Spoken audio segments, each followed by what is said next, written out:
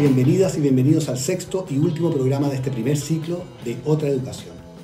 Con esta iniciativa hemos querido motivar una conversación constructiva y optimista sobre nuestra educación y sobre las transformaciones urgentes que necesita.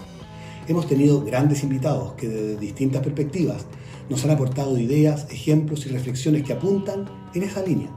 Que podamos en nuestras comunidades, en nuestras escuelas y en nuestros hogares seguir conversando y soñando juntos esa otra educación más justa, más inclusiva, más efectiva que los niños, niñas y jóvenes del siglo XXI tienen derecho a tener. Hoy tenemos un broche de oro para este primer ciclo. Michael Fullan es sin duda el pensador de la educación más influyente en el mundo en nuestros días. El proyecto Nuevas Pedagogías para el Aprendizaje Profundo que dirige desde Canadá ha sintetizado años de experiencia práctica acumulada en grandes procesos de reformas educativas en varios países y nos muestra sobre todo que el cambio es posible. De eso va a conversar con nosotros aquí. Y luego conversaremos con Melania Brenes, viceministra de Educación de Costa Rica, ese precioso y admirado país que hace años decidió no tener ejército y destinar esos fondos a la educación.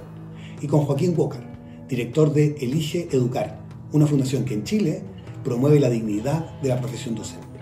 Empecemos pues nuestra conversación de hoy aquí, en Otra Educación.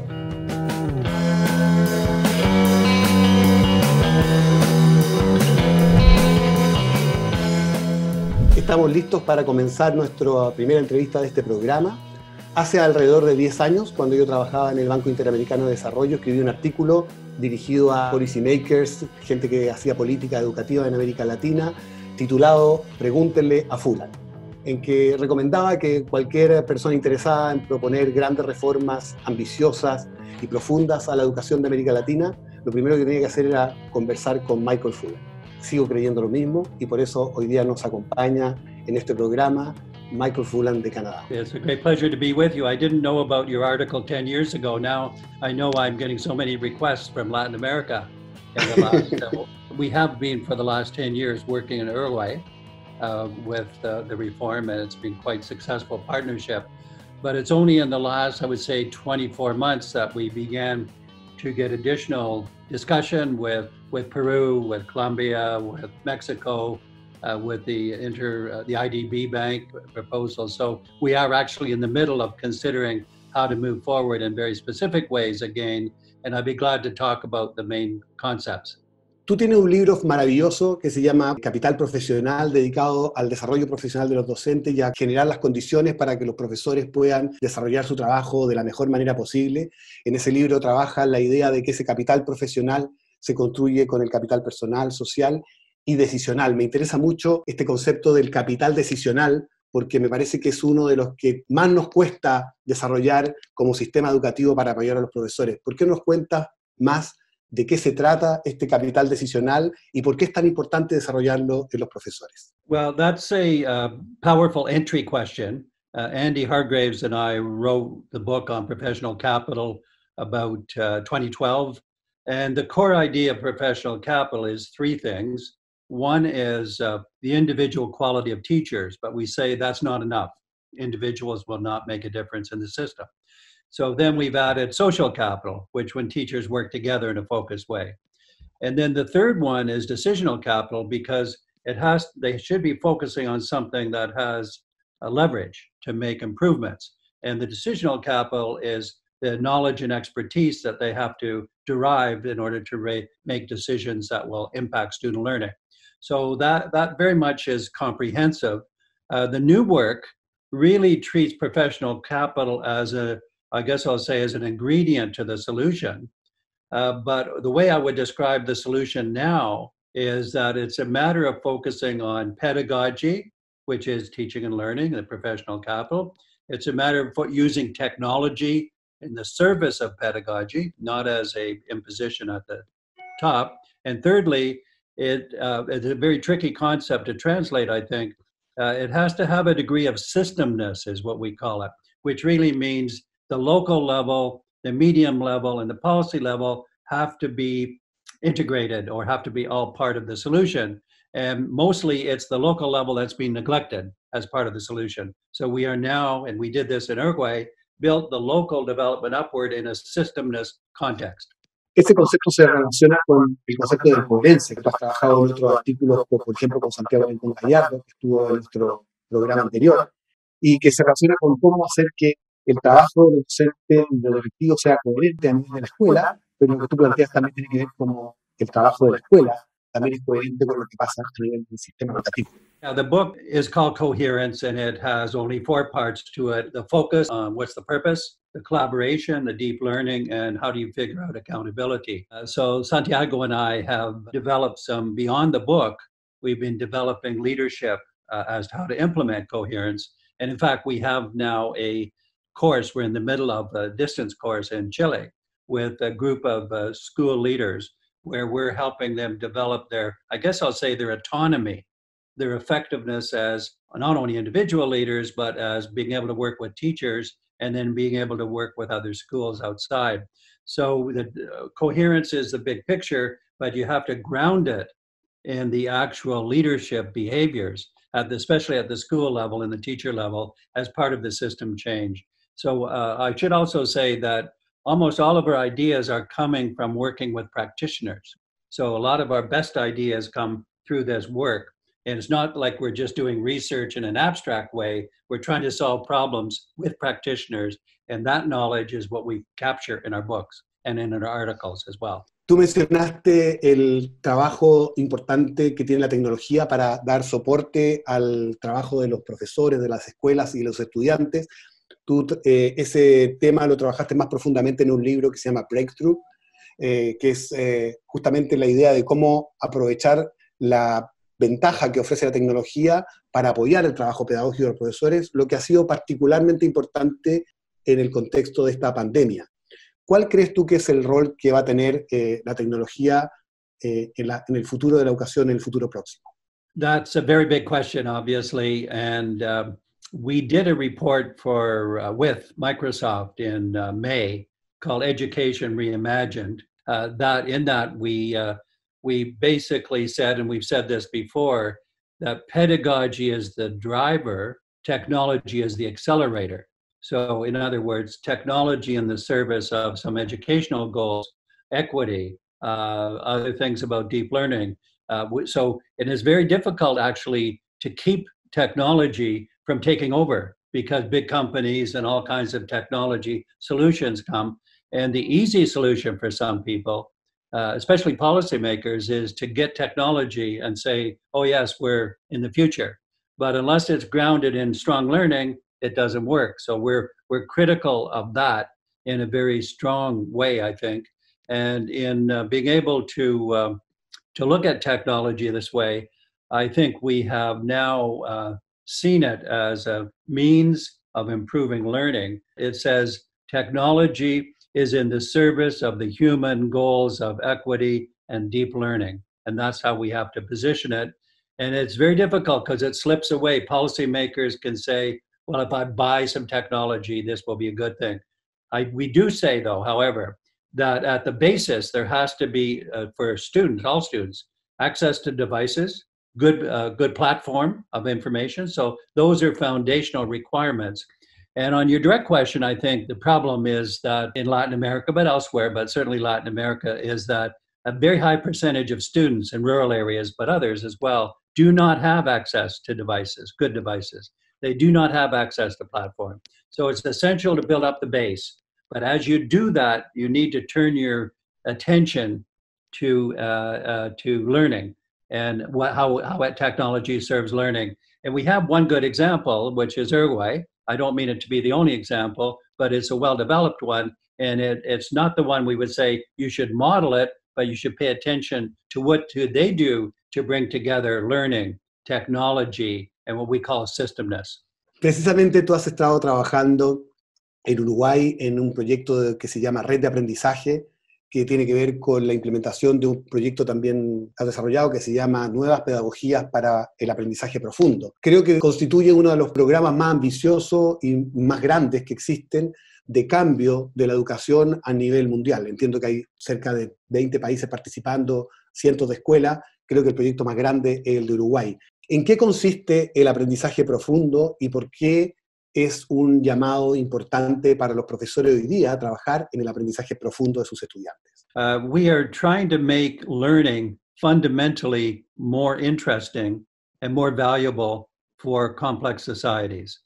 And so we have the 6 C's as global competencies. And these are character and citizenship, collaboration, communication, creativity, and critical thinking. And so we have built up the pedagogy around those 6 C's, and they make it interesting for students because it very quickly gets at a student's sense of purpose, meaning, belongingness or connectedness, making a contribution to a local community or to something larger. So it's a bit ironic to say it this way, but if you jump deeply into academics, science and that, it's not initially so interesting for students. But if you jump into solving and addressing the 6 C's, you begin to get very active interest. And we've seen this, again, if you just look at the videos from Uruguay, there's several 5-minute videos where a 10-year-old student says, I'm supposed to help humanity. I think I'll start with my own community. And she says how they developed some devices to scare birds away from eating the vegetables in the vegetable garden. And other students have developed robotics. And so and again, I want to say that the role of the student as learner, the role of the teacher as a pedagogical enabler is very different. And it's difficult to get those roles compared to the previous, but we found students and teachers want to do this and they do it very quickly. They begin excited and supported. So the essence of our work, we focus on the 6 C's as a sense of purpose and meaning for students. We surround the 6 C's with the supports, which are what is the teaching and learning or pedagogy? What are the partnerships that are needed? What are the learning environments that not just the classroom and the desk, but the learning environments that are best? And how do you leverage technology? So that's digital. So that's in there. So then we have the 6 C's, we have the 4 supports. And then the third part is how does the school become better collaboration internally? How does the school work in the local region with other schools that networks? And then the hardest part is how does policy best get formulated to support the system we've just described? So we've had 5 years of developing this. We have the good ideas. We have lots of examples of what it looks like in practice. And we have the tools, I'll say, tools for assessing the 6 C's, tools for creating the 4 elements of the design and so on. So it's pretty well advanced because we've been working in about 8 countries, but it's not widespread yet. It's big, but it's not as big as it should be, could be. And that's our goal for the next 5 years. Michael, yo creo además que el trabajo que he visto yo en Uruguay que ustedes están haciendo también tiene el efecto de que para los profesores también es una forma mucho más rica y mucho más interesante de hacer su propio trabajo. ¿Qué ganan los profesores con este tipo de iniciativa? Well, I guess if we take the tradition of research over the last 100 years or 30 years, there's a lot of good research done around the world. But the research is doing evaluation or other kinds of development is reported in academic journals. And teachers can find some of that interesting, but there's no practicality about how to use the ideas. They're just ideas. So the first half of my career, I was an academic, the way I just described, doing the research. And then around the year 2000, I switched and I became working in a partnership with schools and systems in Ontario with the government. And our modus operandi, if I could call it that, is to partner with teachers and students and other levels of the system to do something together and to learn from that, to draw conclusions so you can do it better the next time. And it's that partnering that I think even from an academic point of view, I want to say you learn a lot more valuable knowledge through that way of working. And the teachers find it interesting, as you said, but that's why it's better. That's why you get better information, because the teachers put their energy into it, because they find it worthwhile. So it's a mutual productivity relationship between us as the external people and teachers and students and community members and local administrators. So it really is a win-win situation.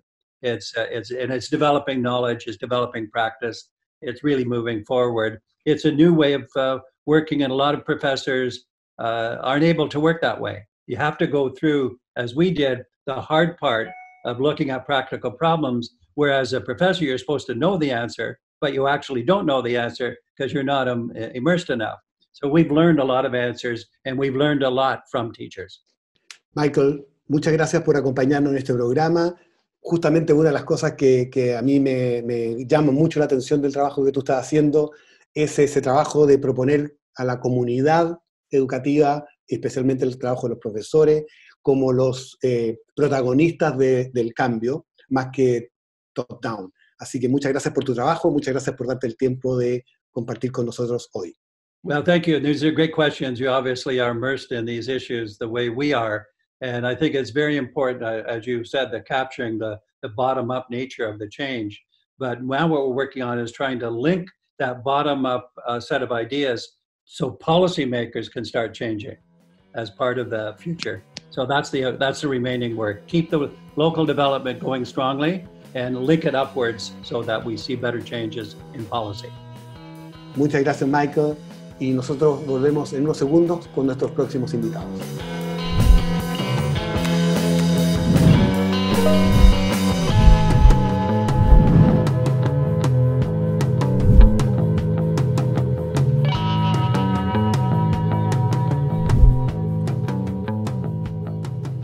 Estamos de vuelta en nuestro último programa de este ciclo de Otra Educación, conversando sobre profesores, sobre docentes, y tenemos dos invitados para seguir esta conversación realmente importante. La primera, la viceministra de Educación de Costa Rica, ex directora del Instituto de Formación Docente de Costa Rica, amiga Melania Brenes. Melania, bienvenida a nuestro programa.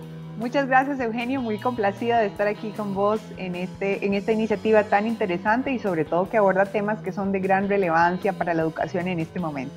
Gracias, y nos acompaña también Joaquín Walker, director de Elige Educar, una iniciativa súper importante de difusión, promoción y apoyo a la profesión docente. Joaquín, bienvenido. Muchísimas gracias, Eugenio, un gusto estar acá compartiendo el honor de conversar contigo y con Melania. Bueno, mi primera pregunta tiene que ver, por supuesto, con el contexto que estamos viviendo. En este contexto, los docentes, los profesores y profesoras han jugado un rol fundamental en dar sostenibilidad al proceso educativo. ¿Cuáles creen ustedes que son las condiciones que deberíamos ofrecerle a nuestros docentes para que puedan efectivamente desarrollar esta labor de la mejor manera, considerando que probablemente además esta situación se va a extender todavía por varios meses? ¿Cómo podemos ayudar mejor a nuestros profesores? Melania. Bueno, en Costa Rica hemos hecho un trabajo con motivo, digamos, de toda esta emergencia por COVID-19 y la suspensión del ciclo lectivo presencial.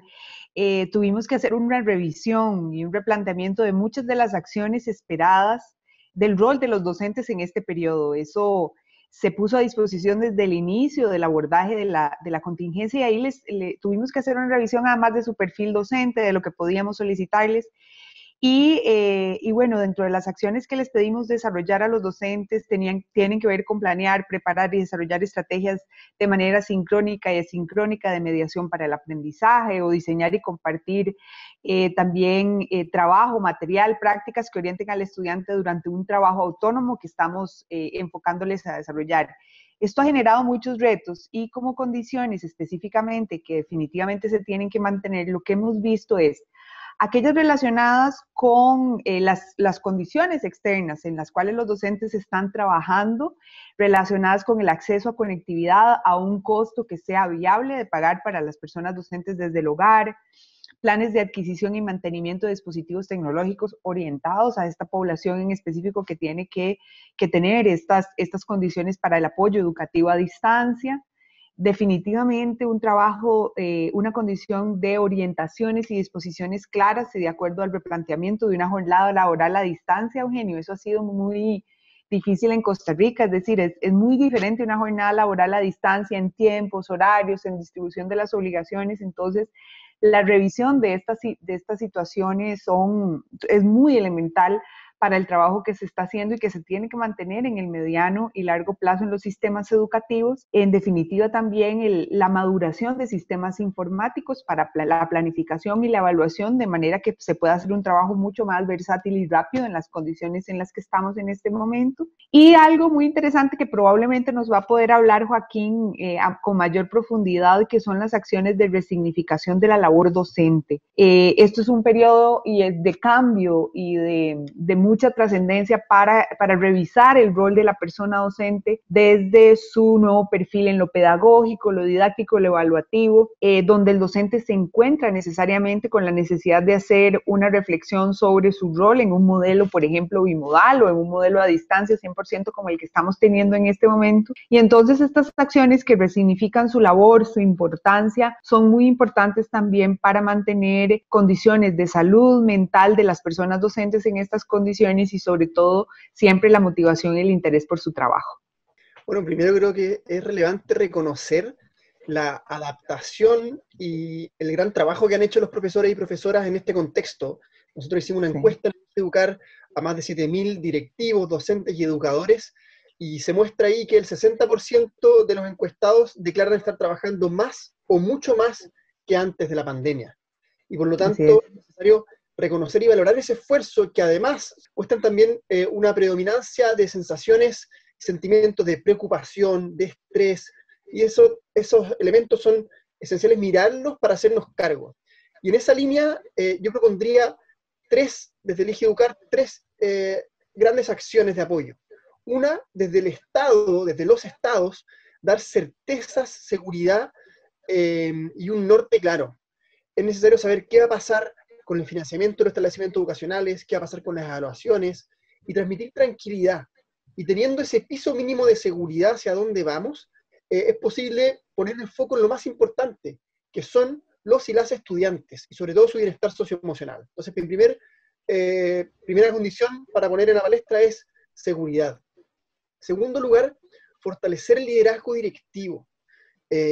Sabemos que los profesores y profesoras son el factor más importante en los aprendizajes.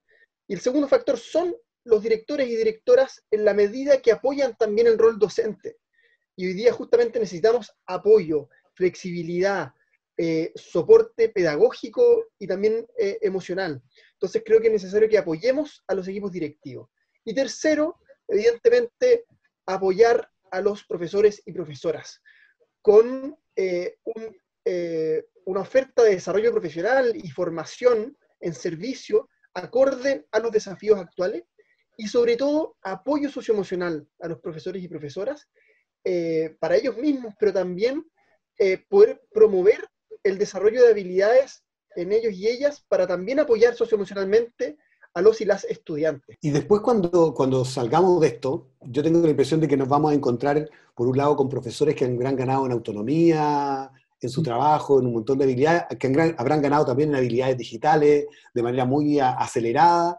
¿Qué oportunidades ven ustedes que podemos aprovechar de este periodo extraño que estamos viviendo para fortalecer en el trabajo y en las habilidades que los profesores tienen? Creo que es muy interesante lo que está pasando y tenemos que aprender de ciertas políticas y decisiones que se han tomado y también de ciertos cambios culturales que se han dado dentro. Y ciertamente algo que estamos aprendiendo y ganando es la autonomía profesional docente. Y creo que hay ejemplos de políticas que al menos se dieron en Chile que son interesantes, que favorecen esa autonomía, pero que todavía son insuficientes. Uno de ellos es lo que pasa con el currículum. En Chile tenemos un currículum muy extenso, muy ambicioso, que da poco margen para la innovación desde ese marco. Es posible la innovación, ciertamente, pero da poco margen. Y tuvimos una priorización curricular que establece elementos esenciales. Y desde ahí creo que podemos dejar para adelante también cómo podemos mantener esos elementos esenciales y desde esa base mínima poder también dar autonomía a los profesores y profesoras para desde ahí abordar desafíos que son clave. Y creo que lo que tenemos que tener es hacia avanzar desde estos pasos que hemos dado hacia un nuevo paradigma educativo, que reconozca avance en autonomía, que reconozca avances en uso de tecnología, que no es lo único la tecnología, pero es un paso importante, Y ese nuevo paradigma educativo tiene que poner a los y las estudiantes en el centro. Creo que eso es algo que tenemos que aprender. Hoy día ha estado muy fuerte el apoyo socioemocional a los y las estudiantes, y creo que no tenemos que esperar pandemias para que el apoyo socioemocional y el desarrollo socioemocional sea lo esencial. Nosotros estamos muy conectados con generaciones más jóvenes que están interesados en estudiar pedagogía, y vemos que hay un cambio generacional muy grande por nuevos desafíos globales, por nuevas formas de acceder al conocimiento, y tenemos que incorporar esos nuevos intereses y también los nuevos problemas sociales en los procesos educativos. Y lo más importante, cómo conectamos también la enseñanza con desafíos de convivencia social, con el para qué queremos educarnos. Y creo que este remesón que estamos teniendo por la pandemia nos hace cuestionarnos también el sentido de la educación. ¿Qué queremos aprender hoy día? ¿Qué habilidades necesitamos desarrollar para aprender a convivir entre seres humanos, aprender a convivir con el entorno, y empezar a construir un mejor país, mejores países, mejores sociedades? Entonces creo que en definitiva esta pandemia y los cambios que estamos teniendo nos invitan a pensar el cómo enseñar y aprender y el para qué queremos aprender. Sí, en nuestro caso, yo creo que efectivamente una de las oportunidades de cambio más importantes, como lo dice Joaquín, que hemos tenido es el tema de la autonomía de los profesores y también de los estudiantes en el proceso de enseñanza. En Costa Rica, vean qué interesante, nosotros hemos, una de las respuestas más contundentes que el sistema educativo dio al inicio del proceso de abordaje educativo a distancia, y fue una respuesta contundente tanto del ministerio hacia los docentes como de los docentes hacia nosotros, fue la implementación de una trayectoria de cursos virtuales masivos que la participación fue de más del 70% de la planilla propiamente docente. Eso ronda entre 61,000 y 63,000 docentes nombrados que se capacitaron para aprender a usar las plataformas, para mediar el apoyo educativo a distancia. Y obviamente también el Instituto de Desarrollo Profesional ha ofertado, y otras instituciones han ofertado otras ofertas masivas a través de webinarios, jornadas que también han tenido una participación masiva. Entonces, definitivamente el aprovechamiento de las tecnologías en este periodo por parte de los docentes, en el caso de la experiencia de Costa Rica, no ha tenido precedentes. En el último trimestre del año también vamos a tener la posibilidad de un trabajo de investigación y evaluación con la Fundación Omar Dengo y el Informe del Estado de la Educación para realizar un proceso de autoevaluación de incompetencia digital que nos va a permitir tanto a las personas docentes conocer el incremento en su nivel de dominio de las tecnologías en este periodo, ¿verdad? Que es un poco como eso que preguntabas, Eugenio, sobre sí, ¿verdad? Que tenemos la hipótesis de que sus competencias han crecido, pero han mejorado, pero nosotros queremos realmente conocerlo, que el docente conozca a través de un informe individual y también dar a conocer los resultados globales del sistema. Nosotros esperamos que acciones que permitan sostener los cambios en las prácticas de enseñanza sean mantener nuestras trayectorias de desarrollo profesional consolidados, que partan de los resultados de esta autoevaluación que les estoy hablando, la inclusión de un componente de competencia digital en la evaluación del desempeño docente. Uno de los elementos estructurales que nosotros consideramos que definitivamente es una oportunidad de cambio que genera esta contingencia que tenemos en los países por COVID-19, y lo decía también Joaquín, es esa revisión de la manera en que presentamos, abordamos y desarrollamos la currícula, el gran currículum nacional a nivel del sistema total, es decir, el tema de el currículum por asignatura en tiempos específicos, sin necesariamente una integración de áreas de conocimiento muchísimo más afines, ¿verdad? Todo ese replanteamiento, porque ahora resulta que en la parte a distancia nos hemos dado cuenta que probablemente este tema que tradicionalmente ha sido desarrollado como correlación curricular o como la integración de áreas de conocimiento en un proyecto o en un proceso un poco más integral por parte de los docentes, podría orientar escenarios de aprendizaje reales en la casa que son muchísimo más potenciadores de aprendizaje que lo que usualmente sucede si lo hacemos de manera asignaturizada y, como decíamos al inicio de la entrevista también de manera aburrida con lecciones virtuales, que no ha sido el afán de los sistemas, o por lo menos no en Costa Rica, de mantener digamos, replicar el centro educativo en el hogar a través del apoyo educativo a distancia con las tecnologías. Ese no ha sido el afán, sino generar ambientes para que en la vida real, en eso que los estudiantes desarrollan en sus rutinas del hogar, puedan abordar el currículo de manera distinta. Como última pregunta, yo sé que ustedes comparten conmigo la pasión por el desarrollo profesional de los docentes, y creo que cuando sea que volvamos a la educación, vamos a volver a una educación distinta. Por eso este programa se llama Otra Educación. ¿Dónde deberíamos poner el foco en el desarrollo profesional docente de manera de efectivamente acompañarlos en este ejercicio de estar preparados a esta nueva educación que vamos a vivir en el retorno? O sea, hay algo que yo he aprendido en todo este tiempo de desarrollo profesional docente, es que entre más podemos atinarle a los perfiles diferenciados que los docentes tienen, porque las necesidades de cada uno son distintas, digamos, más efectivo y de mucho mayor provecho son los procesos de desarrollo profesional. Quizás la gran conclusión que yo he tenido en mi experiencia es que no todos necesitan la misma fórmula, y esa tendencia que tenemos los sistemas a generar algo que es igual para todos y que todos tengan que pasar por eso por obligación y no por escogencia, es uno de los elementos que realmente no funciona y que muchas veces más bien hace que se expulsen los docentes de los procesos de desarrollo profesional que a veces son tan interesantes. Creo que hay que mirarlo. Yo me centraría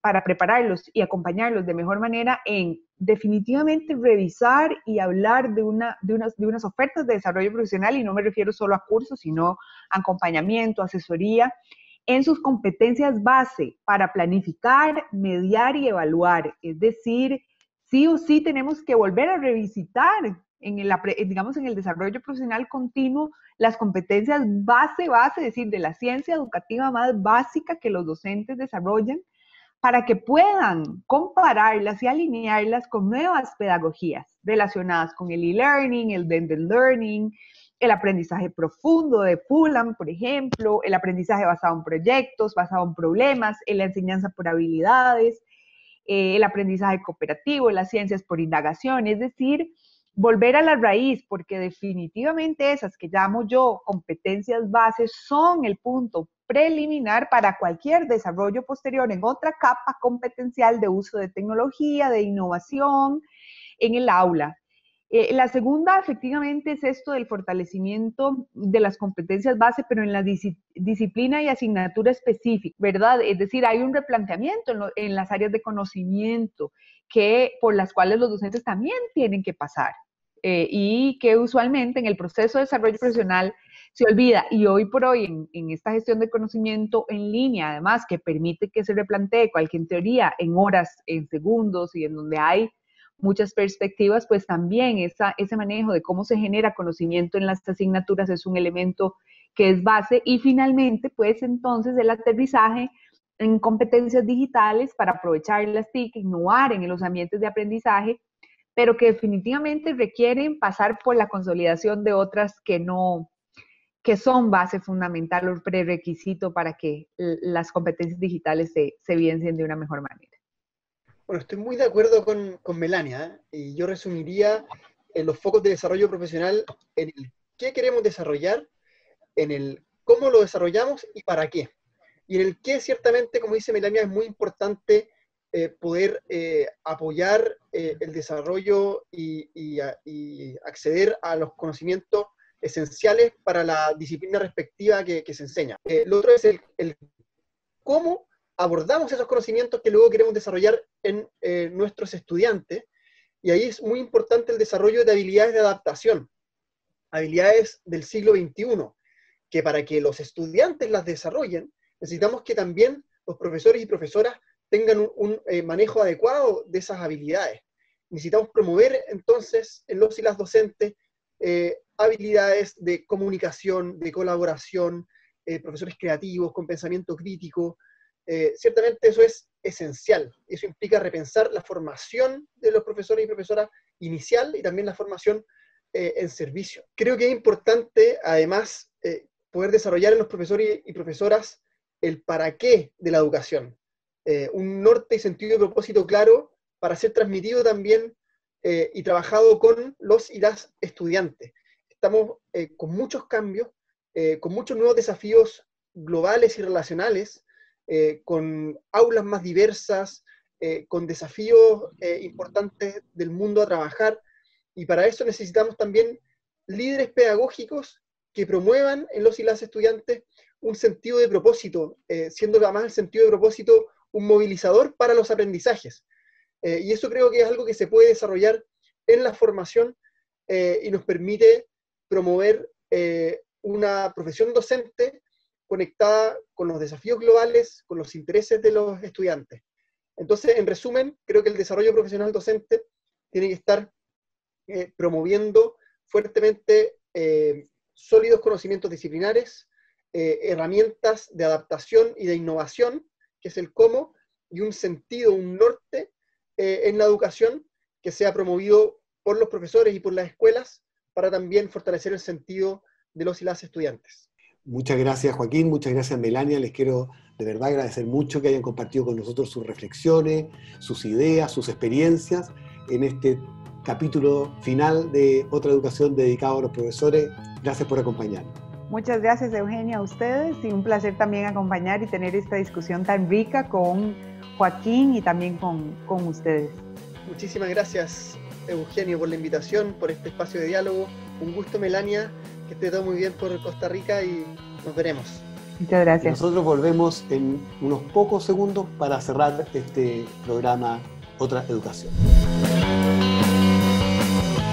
Cuando hace 8 años creamos Tu Clase, Tu País, decidimos tempranamente que si queríamos hacer un aporte a la mejora de la calidad de la educación en América Latina, debíamos poner nuestro foco en los docentes. Ellos son los principales responsables del resultado de sus estudiantes y en la medida en que podemos ofrecerle apoyo para mejorar sus prácticas, espacios de libertad y autonomía, recursos y condiciones y sobre todo podemos compartir con ellos sentido y propósito, entonces podemos realmente avanzar hacia esa otra educación que soñamos. Como mencionamos en nuestro primer programa, la pandemia nos sorprendió inesperadamente y en pocos días planificaciones y formas de enseñanza debieron modificarse radicalmente. Y ese cambio lo hicieron los profesores, desde sus casas, con lo que tenían y con lo que podían, comprometidos con el aprendizaje de sus estudiantes. Desde aquí, volvemos a rendir homenaje a esos profesores y profesoras que contra toda adversidad y ante la complejidad no se cansaron ni se rindieron. Como conversamos con Michael Fullan, la transformación del aprendizaje requiere un compromiso radical de las comunidades educativas y sus docentes. Se construye desde abajo hacia arriba, desde la experiencia de la sala de clases. La escuela, los equipos directivos y el Ministerio de Educación y todas sus normativas deben orientarse a apoyar ese cambio que primero y ante todo se produce en el núcleo pedagógico, en el encuentro libre, horizontal, democrático y respetuoso de estudiantes y docentes con el conocimiento. La experiencia de Costa Rica y Chile que nos compartieron Melania Brenes y Joaquín Walker son consistentes. Solo transformando nuestro apoyo a los docentes, dignificando y reconociendo su trabajo y apoyando su desempeño profesional, podremos hacer posible otra educación, una que dé respuesta a niñas, niños y jóvenes del siglo XXI. Les queremos agradecer por acompañarnos en este ciclo de Otra Educación. Esperamos sinceramente que estas conversaciones hayan servido para sembrar ideas y reflexiones en nuestras comunidades educativas y que ellas se puedan transformar en un verdadero movimiento social por otra educación. No tenemos derecho a seguir demorando nuestra respuesta valiente a los desafíos del siglo XXI y esperamos también que estas conversaciones hayan servido para constatar que no estamos solos.